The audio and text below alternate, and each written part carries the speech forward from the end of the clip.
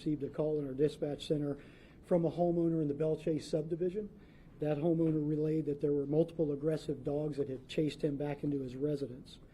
Our call center forwarded that information to Marion County Animal Services and requested that they respond to the complainant's residence.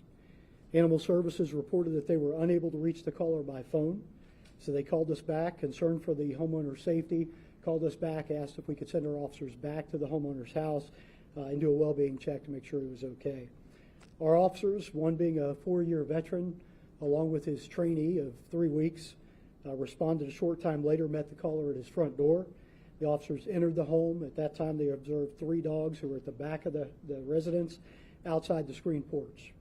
The dogs were observed barking aggressively. They were digging at the landscaping and scratching at the screen, reportedly trying to get into the home. The caller advised our officers that prior to their arrival, he had been outside in his backyard when he heard the dogs barking. The dogs then approached him in an aggressive manner, nearly biting him before he was able to get back inside the house. Our officers then contacted Animal Services. At that time, learned that they were still 45 minutes out. It was at that time that Animal Services asked if the officers could remain at the scene to not only monitor the situation, but to also assist if needed upon Animal Services' arrival. About 45 minutes after monitoring the dogs began in the backyard, the dogs' attention suddenly turned. They directed themselves towards the front of the house, ran around the yard. At that point, our officers exited the front door of the house to continue monitoring the dogs. Unfortunately, at that point, noticed an early morning jogger that was running towards them and the dogs. Fearing for the jogger's safety, one of our officers yelled at the jogger to turn around and go the other way. Unfortunately, the dog's attention turned towards our police officers. The dogs ran towards the officers, coming within just a few feet, and it was at that time that our officers fired multiple rounds, striking all 3 dogs. 2 of those dogs were immediately incapacitated in the driveway. The 3rd dog was injured and ran towards the rear of the home. Fearing that the 3rd dog might still be a threat to others in the area, our officers ran after the dog, and while doing so, fired several more rounds until the last dog finally succumbed to his injuries. The officers then returned to the front yard only to discover that the 2 other dogs were still alive in the driveway. At that point, one of my officers fired 2 more rounds, effectively euthanizing the animals. At this time, we are going to play a highly redacted video to further illustrate exactly what occurred that morning. We are prepared to provide the media with a less redacted copy of that for your use, but you can go ahead and play that, and then we'll continue. Good.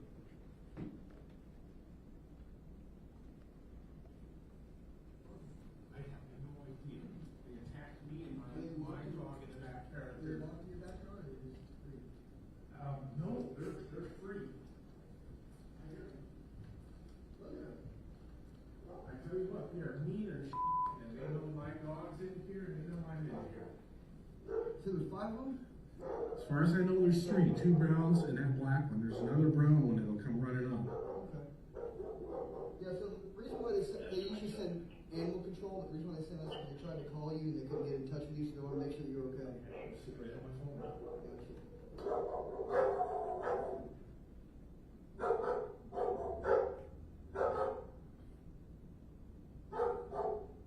That one right there is actually trying to dig under the screen. Yeah, they're trying to dig in again. This is crazy. I mean, I'm just so man, I wasn't out walking my dog down the street. could you imagine? Because they also got that pop mentality going right now, so they feel like they're invincible. Thinking of that.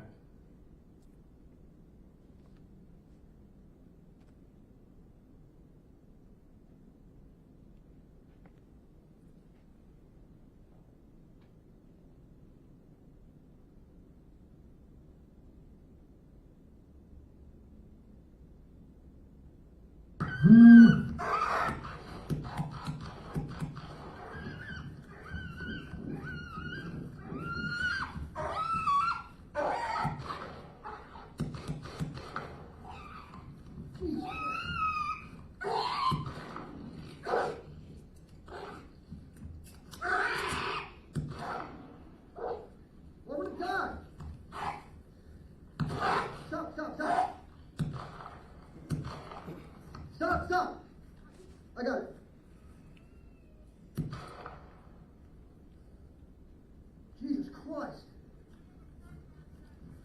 All right.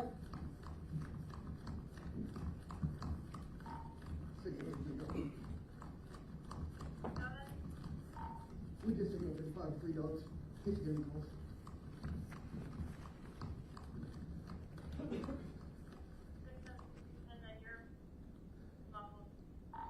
We just signaled 35 free dogs in case you didn't get any calls.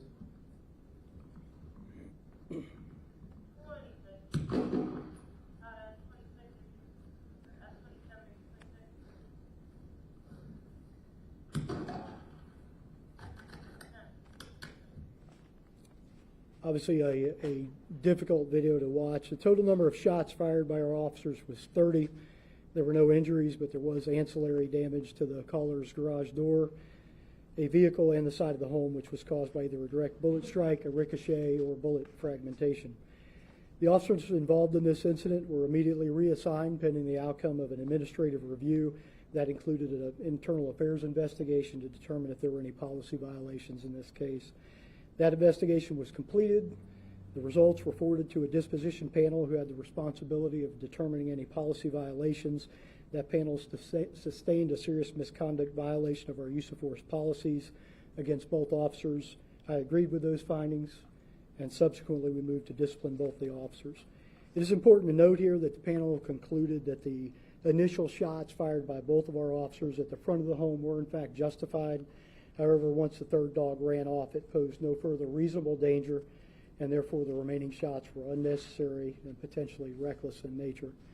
Further department actions included policy changes related to the use of force against aggressive animals, and that policy now requires officers to utilize non-lethal force options whenever possible, and highly encourages pepper spray as the preferred method for dealing with aggressive animals.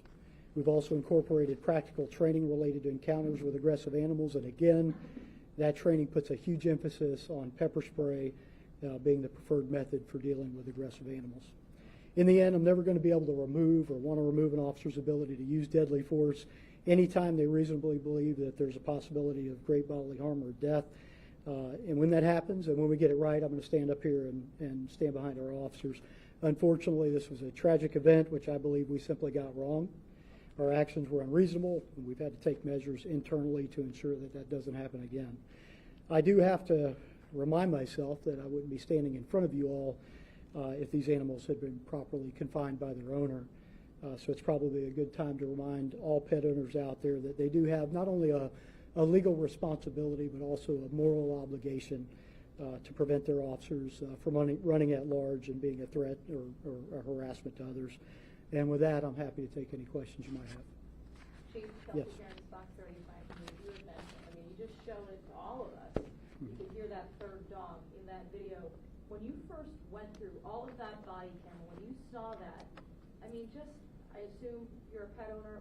What went through your mind when you saw that and you heard that? We all heard it. Sure. I was initially taken aback. I think, like any pet owner, any reasonable person would be, it's a brutal video to watch.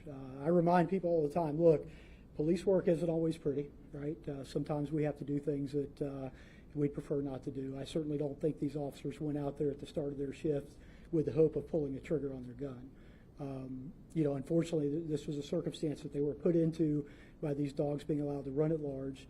They felt attacked. They felt threatened. The initial steps that they took, I believe, were justified. That's backed up by a disposition panel's report.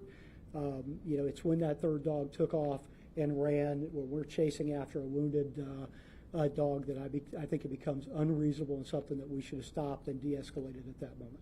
Did the officer say why he fired those extra shots? Yeah, the officers were both interviewed as part of the internal affairs investigation. The primary officer, the training officer that did the majority of the shooting, indicated that he didn't know what the dog was going to do after being injured and felt that there was a well-founded fear that dog could run off and attack somebody else. He'd already seen one jogger running through the neighborhood, so he had what he believed to be a well-founded fear that dog could attack somebody else. Yes. How did you discipline the officer? So the training officer has 4 years of service. I mentioned earlier he's got some experience under his belt. We hold him at a much higher level. He's been here quite some time now.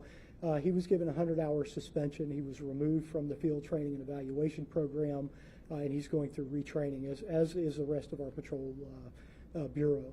The trainee, who has been on the job for literally 3 weeks, received a 20-hour suspension and will be retrained and then recirculated through our training program.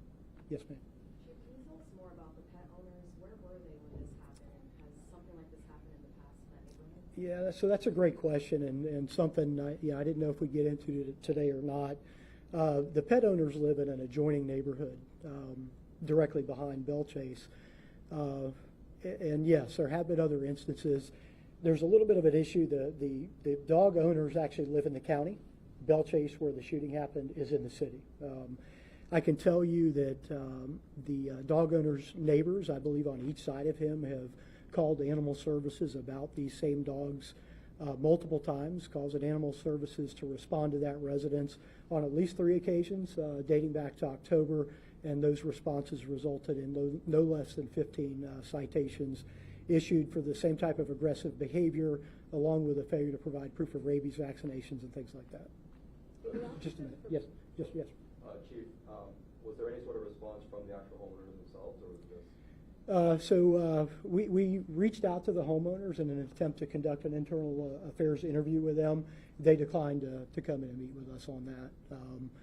Their online presence has certainly been pretty damning on our agency, basically stating that we killed their pets for no reason. So that's really all I can say about their response. Yes. Chief, we understand officers can sometimes act in the heat of the moment. Did they express remorse or regret after the fact, having realized what happened? Yeah, I think when you read their statements that came out of the internal affairs investigation, I believe that the officers, in their minds, and in my mind too, had a well-justified fear of being attacked by these dogs. They didn't know at that time that these dogs had already been cited for aggressive, menacing behavior. But they did know what the homeowner had told them, right? That these dogs had been out, chased him and his dog into his house, had been trying to tear into his screen porch. I think that, coupled with the fact that they had a jogger, a pedestrian running through the neighborhood, they do have an obligation to act, right? They can't just, we're going to leave that and hope for the best. So I think the actions were well-founded to, quite frankly, engage those dogs when they were in the case of a sudden attack, which is what they found themselves in. What I would prefer to have seen as a chief, because we were on scenes for so many minutes, 45 minutes, maybe longer, is some kind of plan formulated by the training officer and his trainee to utilize a less lethal option if they encountered those dogs in that fashion. I know they had discussed very briefly the use of a taser. I think that's a little less effective on 3 dogs than pepper spray would have been, and that's what I would prefer to have seen in a perfect world. It's not a perfect world. The officers stepped out. They were faced with a jogger running through the area and had to react to what they were facing. So, Chief, you yes. mentioned some possible policy changes Mm-hmm. moving forward. So Right. what does that look like? Do you have any verbiage yet? Yeah, we do, and we can provide you copies of that as well.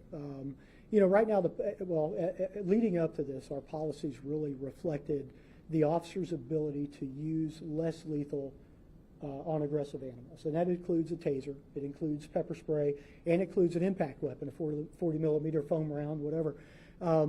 Doesn't require that, it permits that.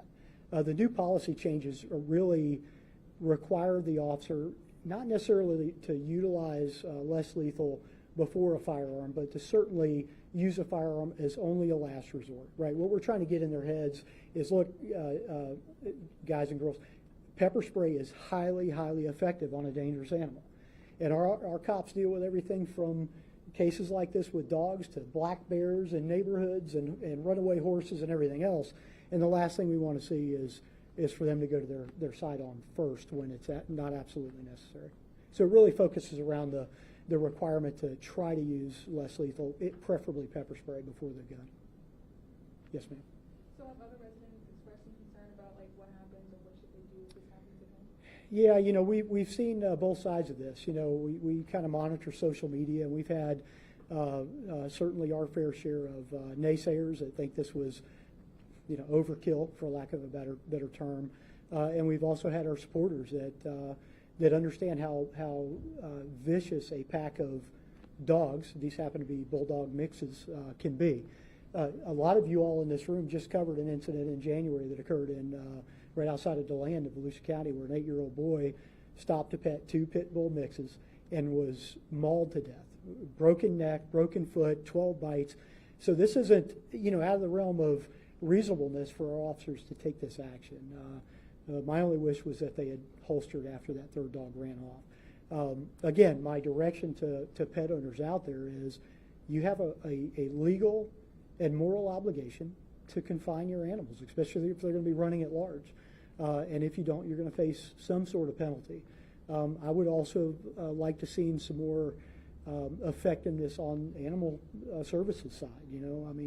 I don't know what the requirements are. I don't know how many times you cite a dog owner for the same menacing behavior before something happens, right? Somebody goes to jail, something happens. So I don't know where we're at with that. I've reached out to the county administrator. I voiced my concerns about that as well, and hope to see maybe some changes on that end as well. You have one? Go ahead.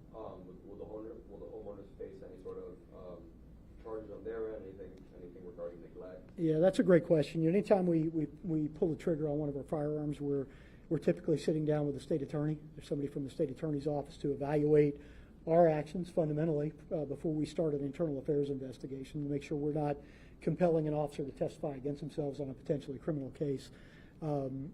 I did that myself personally with the state attorney. Obviously, they declined any charges on the officers and declined to file any charges on the dog owners as well, believing that animal services would follow through with their pending charges, and that'll fall where it may. So, yes, ma'am. So the owner now is threatening a lawsuit and is calling you guys murderers. How does that make you feel? Yeah, it's a little disheartening, right? And I've got to be careful what I say here behind the podium in my uniform. I'll just say this. Our police officers do a very difficult job during a very difficult time in the history of our country, really. They deal with everything. They're a counselor this minute. They're working a fatality crash this minute. They're dealing with a dog that's attacking them, a horse that got out of a stable. You name it. They do so much. And 99.9 times out of 100, they're getting it right. It's a very small percentage of the time that we make a misstep. And this is a great example of a case of, this is a mistake of the mind, not of the heart, which is why these officers are still employed with the Ocala Police Department, right? We're going to hold our folks accountable when we don't get it right, and I think they understand that. And I'd like to think that our community would understand that as well, right? Gets me a little choked up, sorry. Anything else? Sorry, and the officers are still, what's their status today? So they were reassigned immediately after the shooting. I believe they've already rotated back to their shift or in the process of doing that. We just completed the disciplinary process the other day, so if they're not back on their shifts, they will be this week. Yeah. Are you releasing your name? Yeah, we will. I won't do it up here, but it'll be in the packet that you're going to be handed here in just a minute. Okay? And if there's nothing else, thank you all for coming and covering this. We appreciate your time. Thank you.